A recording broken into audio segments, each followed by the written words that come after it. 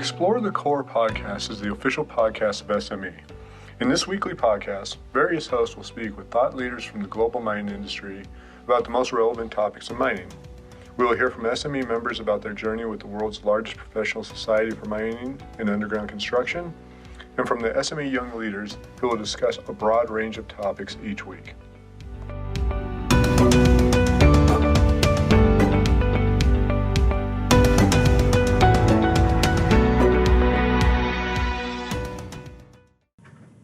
Hello, I'm Bill Gleason, editor of Mine Engineering Magazine and TNUC, and your host of this episode of the Explore the Core podcast. This episode focuses on the upcoming MINExpo International Trade Show that will take place at the Las Vegas Convention Center September 13th to the 15th. This podcast includes interviews with Jeffrey Dawes, chair of MINExpo and president and CEO of Komatsu Mining Corp, as well as Rich Nolan, president and CEO of the National Mining Association, which is the organizer of the upcoming MINExpo. It should be noted that these interviews were conducted earlier this summer. We begin with speaking with Mr. Dawes, followed by Rich Nolan. Thanks. Well, I'm pleased to be joined today by the chair of MINExpo, Mr. Jeffrey Dawes, a longtime leader within Komatsu and the global mining industry. Mr. Dawes is vice president of Komatsu's global mining business division and president and CEO of Milwaukee, Wisconsin-based Komatsu Mining Corp. Thank you for taking the time to speak with me today. No problem, Bill. My pleasure. So I really want to talk to you a lot about MINExpo. In September, you'll be the chair of MINExpo 2021, which was obviously delayed for a year by the COVID-19 pandemic. So obviously a unique situation. Can you kind of walk us through or tell me how MINExpo is able to pivot from the initial plans to where we are today? Yeah, sure. Due to COVID, it just was not possible to have an in-person event of this magnitude and importance last year. So it was necessary to postpone until this year. And as everybody knows, many things have happened or have been postponed because of COVID, just like going to the office, for example. But I think that one of the most important things we've learned during this year of remote work is the importance of personal interaction and just how much we miss that. So MINExpo 2021, I think, is even more significant than previous shows, not only because it's the premier global mining event to catch up on technology and the latest and everything in mining, but also it's the first large-scale opportunity to get back together face-to-face. And I'm really looking forward to that. I'd just like to mention that NMA, the National Mining Association, has done a great job adapting plans as COVID restrictions have evolved. So they were prepared for a very different experience if need be, but fortunately it looks like we'll be able to have a fairly normal show experience, albeit mainly from a North American point of view where things have loosened up. And sadly, we most likely will be missing some of our international friends who just can't join the event because of restrictions in their home countries or restrictions to get a visa to come to the US. Yeah, you mentioned the need or the ability to meet in person. That does seem like it's going to be really big. Is that your biggest takeaway from being able to reconnect? Absolutely. We're all keen to get back to the office to get that personal experience. The value of the water cooler talks or coffee machine talks and the casual interactions that you have in the passageways in the office are absolutely critical. Mentoring of the young people, all that sort of thing is what we're really missing. And on an industry-wide scale, the same thing applies to the mining. I mean, this event is, I've gone to every single MINExpo since 1996 when it moved to Las Vegas. And it's a huge opportunity to get together, share experiences, which is looking backwards, and also share visions going forward, where the industry is going. So that kind of thing is so much richer and so much more valuable when you can get together face to face. Yeah, you mentioned past Mine Expos, and it was 2016, right, when Komatsu kind of stole the show and unveiled the autonomous haulage system. For a lot of attendees, that was the truck without a cab that everybody kind of walked around both sides. And can you give us an update on that vehicle? And are there any other kind of surprises in store for people that are going to be attending the Komatsu booth this year? Sure. Well, our AHS, or autonomous haulage system journeys, continued at a great pace, and we've got nearly 400 autonomous trucks running globally now around the world. And by the time of MINExpo, we're on track to exceed about 4 billion tons of surface material moved autonomously by our customers. So the autonomous system is going forward well and advancing very well. Now, we're still working on a commercially viable cabless truck solution. And as you know, the model that we showed at the 2016 show was concept only. However, since then, the focus has really intensified, not only to prioritize autonomous operation, but also zero emissions. So in line with the need for immediate sustainable solutions in the mining industry, we've adapted accordingly and are focused on bringing both priorities together in a future concept. So that autonomous cabless mining truck and zero emissions. So get the diesel engine out, use a different form of power source. So we're not bringing that model out to the market yet because we're still working on this new twist, this new development, which is the zero emission truck. And we definitely will have some surprises, or we do have some surprises up our sleeve for the show for sure. Right. Can't wait to see those. Yeah. I'm glad you mentioned the zero emissions because that kind of seems where, the mining industry is right at the heart of this green energy transition. I mean, we can't really do that without mining materials. Can you kind of speak to your perspective about the overall health of the mining industry as we go into MINExpo? Well, mining's always been an essential part of keeping, modern society moving forward. As we always say, if it's not grown, it's mined. So as an industry, we have a focus on how to evolve to continue to meet those needs sustainably. Can we do it? Absolutely. Can it be done overnight? No. So through things such as electrification, automation, and digitalization, we are already finding new ways to extract the metals and the minerals that are needed to meet the requirements of society and do it more efficiently, less resource intense, and with an ever smaller impact on the environment. There's going to be a lot of challenges coming up too with the new, I guess, the new reality. What are some of the biggest challenges that you think the industry is going to face and Komatsu and other OEMs in the next few years? I think, the mining's always been focused on, safety, sustainability, productivity. So we'll keep that focus very sharp going forward. But the challenges will be, how can we reduce our footprint on the environment, and how can we keep producing these materials in a more sustainable manner, and slowly phase out fossil fuels as our main source of power for the industry. Mining is very energy intensive, so that's a huge challenge on how to do it. But we're getting there. We're getting there big time, and I think this MINExpo will be a very, very interesting event for not only for the mining industry, but for the general public in terms of how far down that road we've already gone. towards sustainable mining.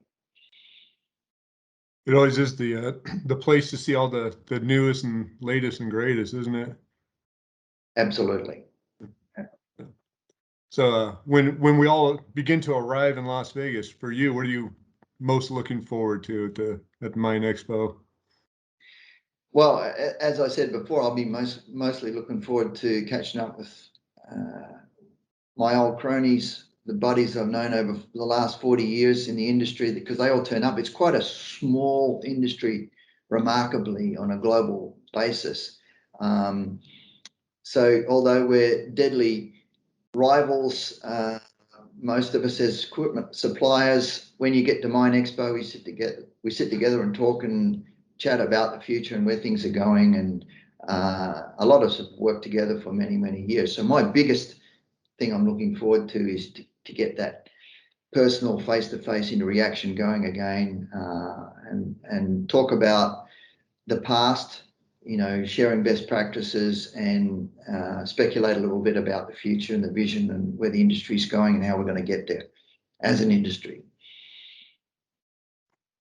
It's gonna be great to be back in person and to have MINExpo after the year delay.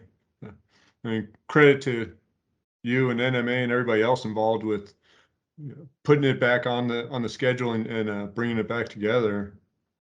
Yeah, NMA's done an outstanding job to keep people engaged, and try and develop concepts for the show in an environment that's changing almost daily because of COVID, and it still is, but it's looking very, very solid now. The last few months have indicated that we'll have an almost normal show in September. But as I said, we'll probably be missing some of our friends and colleagues from overseas that just can't make it. Yeah. But up next is my interview with Rich Nolan, President and CEO of the National Mining Association.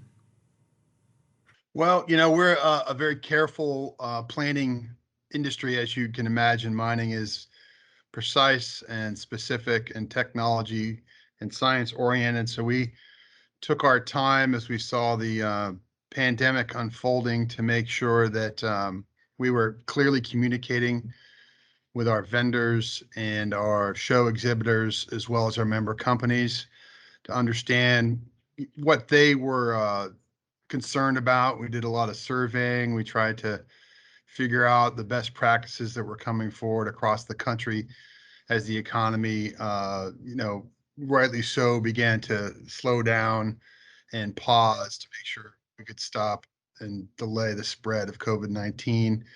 We had to make some very careful early on decisions about how to husband our resources to make sure we weren't pushing a lot of contracts forward that couldn't be delayed. So first, obviously working with the convention center in Las Vegas, who have been great, to reschedule the show a year later in the hopes that the global pandemic would begin to mitigate and turn itself around. And we couldn't be more pleased with the openings and the safe return to the workplace for many sectors that allowed us to primarily carry most of those commitments and contracts forward so that we can have a really successful show this fall. As your folks know, mine materials are the building blocks of the economy, and that's really essential for what we see globally coming back as governments and the private sector invest in the future to try to get economic growth back moving. And we see mining as fundamentally foundational for all of that. And the businesses that are coming to Las Vegas in September are really bringing the backbone of our industry forward to showcase the latest and best and safest technology in the world for this sector. So we're really excited and look forward to welcoming your viewers and listeners to Las Vegas this September. Right. Yeah, you kind of touched on my second question, which is as the world begins to look at recovering from the pandemic, mining is going to be essential in that. Can you expand on that a little bit more? What mining's role will be in the global economic recovery from your perspective? Well, sure.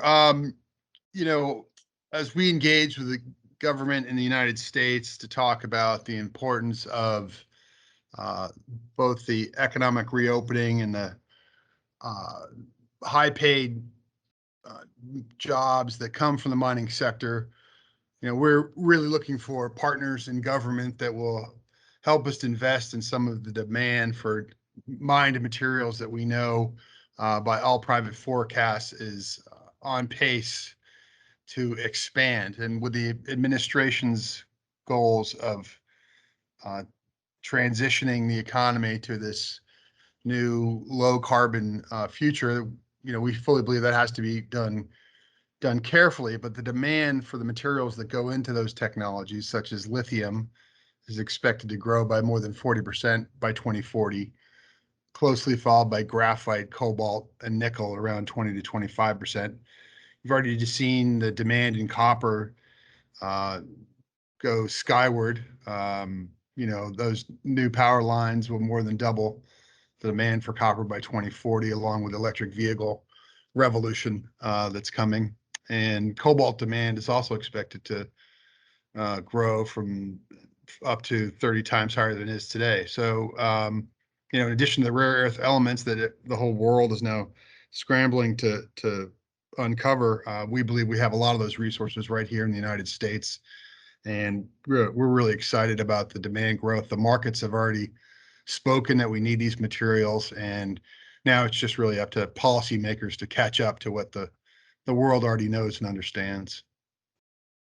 Is a lot of that going to be the permitting issues and just getting the ability to access those minerals that are in the ground? Well, we're looking at sort of all the above, whether it's demand for new mines or mine expansions, permitting access, uh, improved efficiencies across agencies, the one federal decision that we saw, certain components of the previous administration's NEPA reforms. I mean, there's a lot of policies, as you know, that go into the development of a new mine. So we're fully engaged in a bipartisan way with the United States Senate, the House, and the administration to make sure that those policies become realities and we can continue to expand our mining footprint here in the United States. You talked a lot about the energy transition. At MINExpo, you're going to have the best technology. Is that something that you expect to really be on display there? How the mining industry is going to take part in this new energy transition? Well, I think there's such a tremendous drive in every sector across the economy, manufacturing in general, mining specifically, to improve on the cost side and to bring forward efficiencies, whether it's energy or safety or technology or your environmental footprint. There's such a drive to not only measure that, but bring forward new technologies. And I believe that many of the vendors are going to feed right into that demand and showcasing some really world-class equipment. Away from MINExpo, I guess you've touched on it a little bit, but I guess what are some of the biggest challenges and opportunities for the industry you see in the next few years? Well, it's going to take more than a few years, but we are really excited about this increased demand for our mine products globally and certainly domestically. I mean, that is a tremendous opportunity for us. And then we've already touched on the technology side. We believe we do it safer, better, more efficiently here in the United States than anywhere else. I think with the global pressures that China and other countries are putting forward in the competitiveness rubric for us to meet that demand here domestically is going to become even more and more important. So we're really looking at a mining renaissance coming forward out of this pandemic, and we're incredibly excited to be front and center of that effort. Back to MINExpo, obviously people are accustomed to seeing the latest and greatest and the biggest equipment in the industry at event. Uh, what are some of what's going to be different this year? Maybe will be some of the same things that people can expect to see. Obviously, it's being a little bit different because of the pandemic. Well, we're still a few months out and we're not quite sure. I mean, we've got a fairly strong turnout with regards to carryovers from 2020, approaching 90% rebooked for the show. We've got 10 largest exhibitors by size or Caterpillar, Komatsu, Liebherr.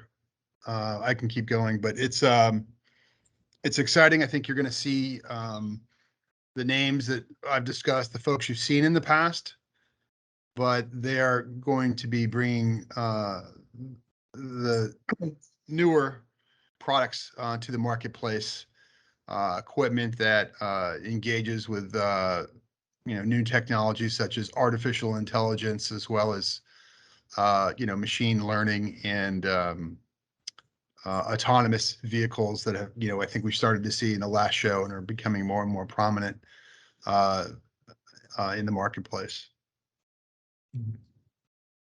In addition to all the equipment and technology, there's usually some sessions at MINExpo. Do you guys have that kind of settled out, or are there going to be other topics that people can look forward to hearing a lot about at MINExpo? We typically have a good number of forum sessions at MINExpo. We're currently in the planning stages of that, but I think we're looking at things such as artificial intelligence or sustainability and sort of the ESG journey that some of the companies are on.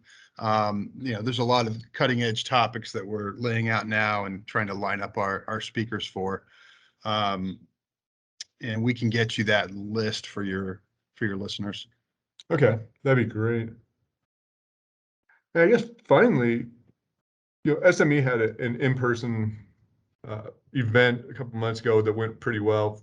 In your opinion, how important is it to be back in person, to have that face-to-face contact for the industry and for mining professionals?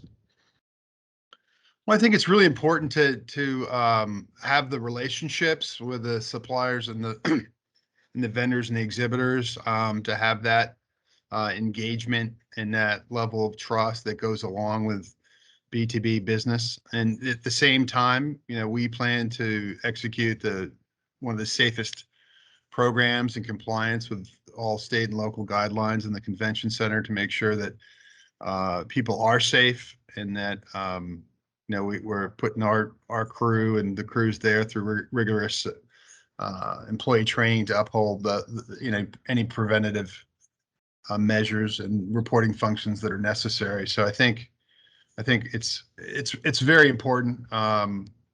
We know that there may be some limitations on international travel still, but we're encouraged with announcements such as that coming from Canada this week and hopefully the next 2 weeks to open up that border.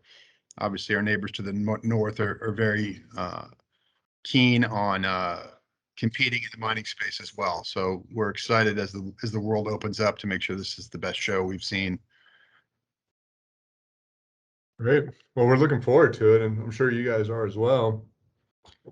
Is there anything else that you'd like to share about the upcoming event or what's going on with NMA? I think we're in great shape. We're excited. Move-in begins July 17th. We take ownership of the parking lots outside. I mean, the sheer magnitude of that hall and the floor is really incredible, and we can share those statistics with you as a follow-up. Yeah, that'd be great. Those things are always so interesting. I mean, I think people are really interested to hear that, you've taken, like you say, taking ownership, 2 months before the event, just to bring the equipment in and have it built and have it on display it's really something to see. Yeah, the companies obviously have a long lead planning time. Things had to be seaborne back in April, and now it's starting to come together. And ironically, many of the pieces that you'll see on the floor have already been sold into the United States because it makes good economic sense. Yeah.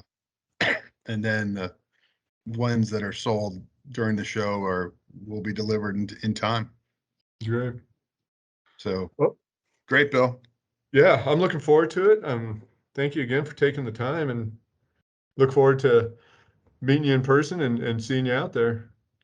Fantastic. Thank you. Great. Thanks for Thanks. setting this up. Yeah. And thank you, Ashley, for your help with this. Of course. And let me know if there's any other statistics or data. I think we went over a lot of it when we talked before, but I'm happy to just shoot me a note and I'll get you anything you need. Yeah, you did. Yeah, no, yeah. What Rich mentioned.